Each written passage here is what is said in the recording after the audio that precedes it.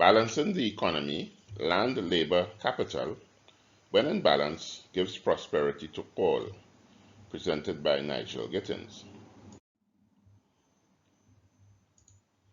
In the context of today's economic scenario, this diagram on the left represents the panacea, hidden though it may be, to the economic dilemma facing all countries. All problems and issues that have been listed or that will be listed in this video have as its genesis the lack of observance of what is stated in this diagram. Let's discuss. The first obvious question is whether these three factors of production, land, labor, and capital, are in balance. Put another way, is labor on par with land or capital? Could labor reasonably afford land or capital? Could capital reasonably afford land, or is reasonably happy with the output of labor? Are the valuable lands being optimally employed by labor and capital? If the answer to any of these questions is no, then it must be that these factors are unequal and are out of balance.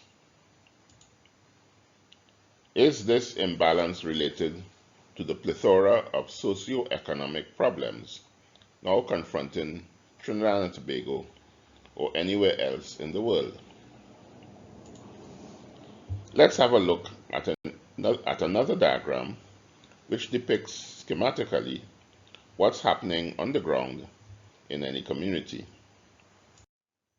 So we have the schematic diagram of a port city, a city that is near the sea, where we have first of all the commercial sites that are nearest the port, which are the most valuable sites in the scheme. Next to these commercial sites are residential sites, which comprise urban and suburban residences.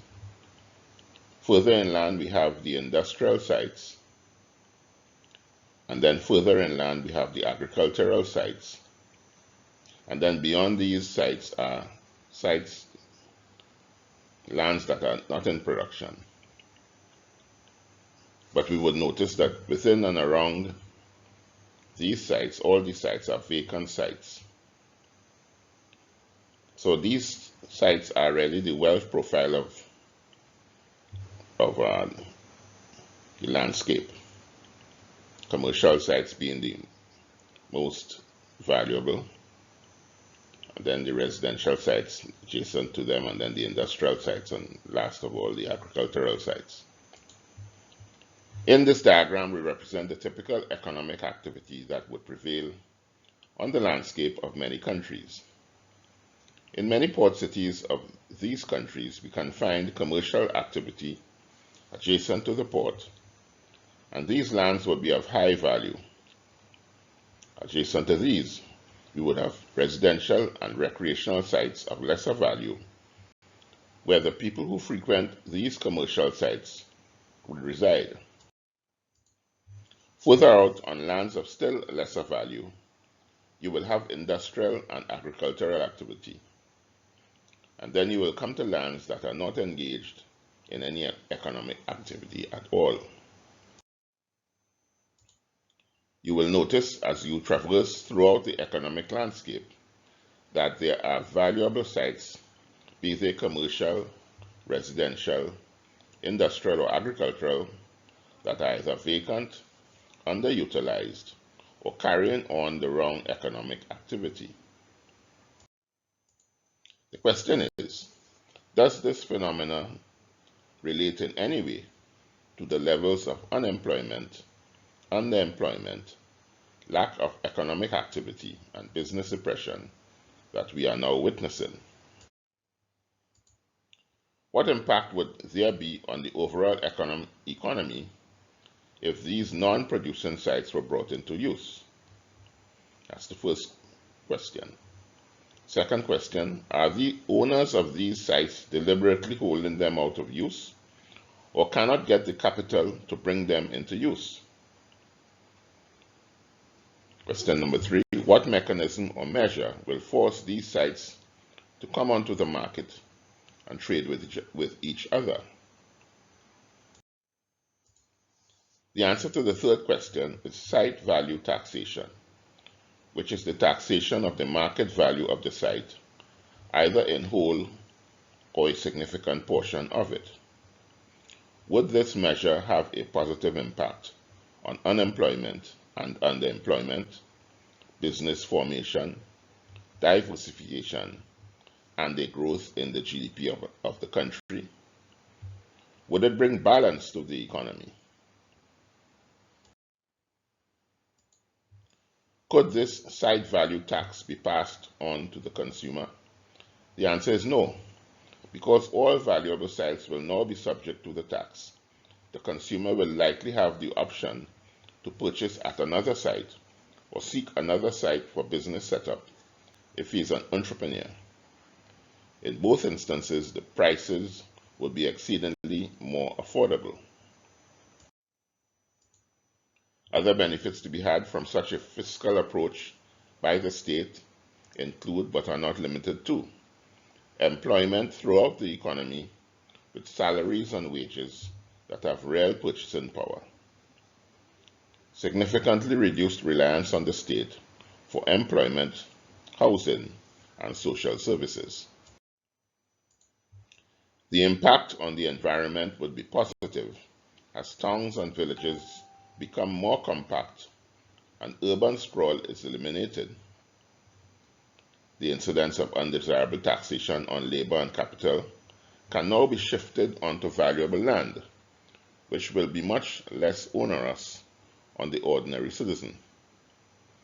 Cost of living and inflation will now be significantly reduced.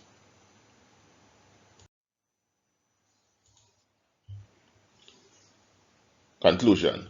This proposed system is not new and has been proposed since the late 18th century by the great socio-economic thinkers of that time and coming up through the ages: Adam Smith, David Ricardo, John Stuart Mill, Henry George, and others. The prescription has been largely ignored or forgotten. What is obvious is that such a prescription must now be seriously considered and adopted if we are to revert quickly to economic well-being. You can have free access to more video lectures like this that speak to these issues and others by clicking the Watch More button below, where we treat with such questions as: will you ever be satisfied with the purchasing power of your wage or salary? Find out here and why. Find out here why and what can be done. Why banking policies worldwide only serve the privileged, and what can be easily done about this so that all can be served.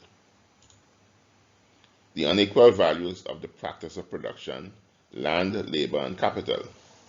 Is this the true cause of all this pervasive poverty? Find out here and why. How taxation is applied throughout any economy. Is this the true reason for declining employment opportunities, low business startups, business failure, and business recession? Find out here and why. Why world trade will never be successful for all countries alike for this one reason. What is missing in all this climate change discussion, and it is right in front of us. Why our public health and public education systems and institutions are failing, and what can and must be done about it. Balancing the private and public sectors, natural resources, and enlightened public ownership policies. While this enlightened paradigm shift needs to be successfully implemented in this pandemic period so that all of humanity can have a chance. Go now and click the Watch More button below and get free access to these very enlightening video lectures. Have a great day.